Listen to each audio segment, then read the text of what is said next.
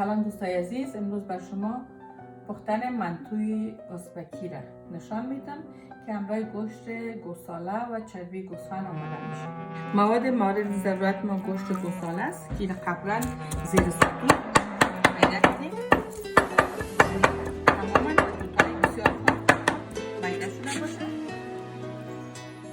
چربی گوسفند است که قبلا مزاری سطو خوب میده شده. روغن، مرچ سیاه، نمک، زیره، خمیر منتو که اکثرا حال در این کشورها تمام چیز آماده است و نمک. دوستای عزیز، دیگ ما داغونه، بسیار کم روغن میندازم به خاطر که دنبالش نچسبه. مواد میندازم.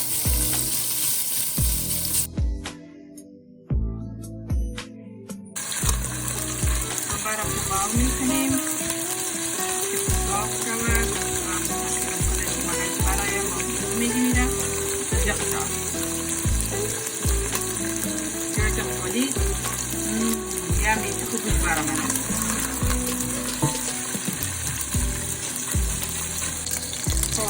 روغن ما میگیریم زیاد شد به خاطر که تمام چربیهای چربی از برآمده. حالا گوشتی را که چاپ کردم میده کردم چاپ میکنیم.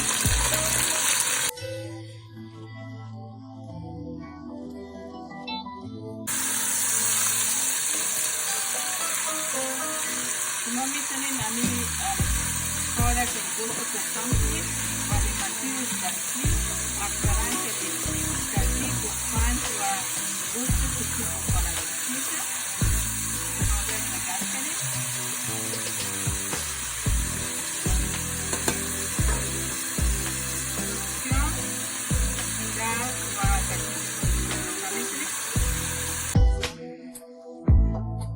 Makan bakar ضرورت نداریم. برای تصمیه کنیم. گوشت ما کاملا سرخ شده.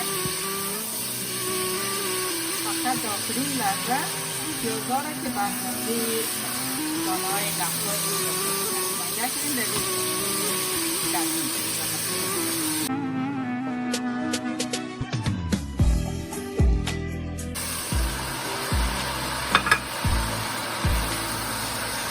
یک دست کم میکنید.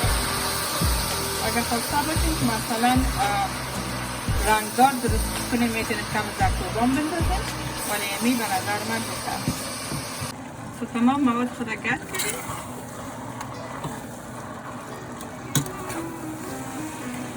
این رو میمانیم یک شود باز نمت وقت پر میکنیم تا بعدا.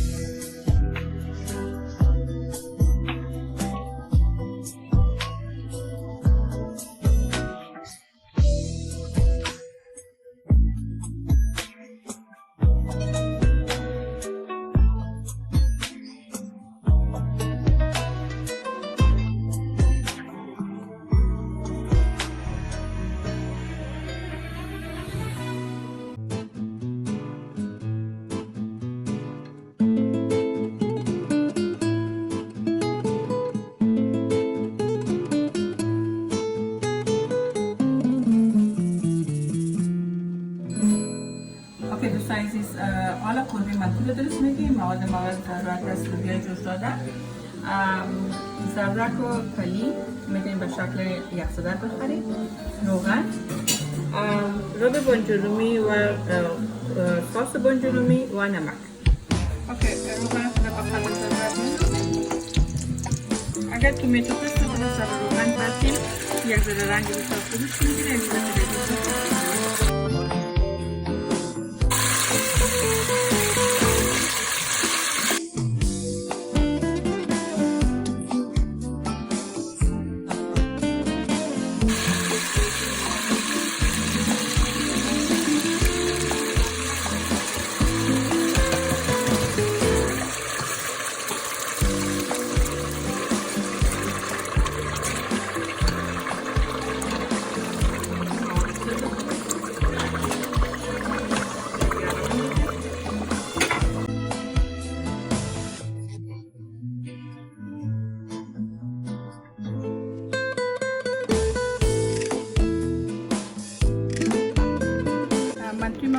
و دوباره داخلی میکنیم انشالله.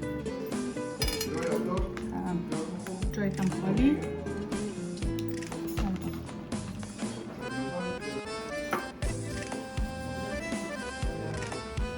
نانک هاش جایش میشه.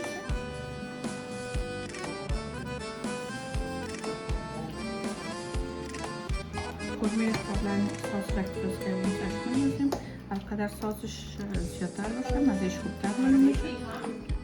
خب معلوم نمیشه مزه میده دیگه.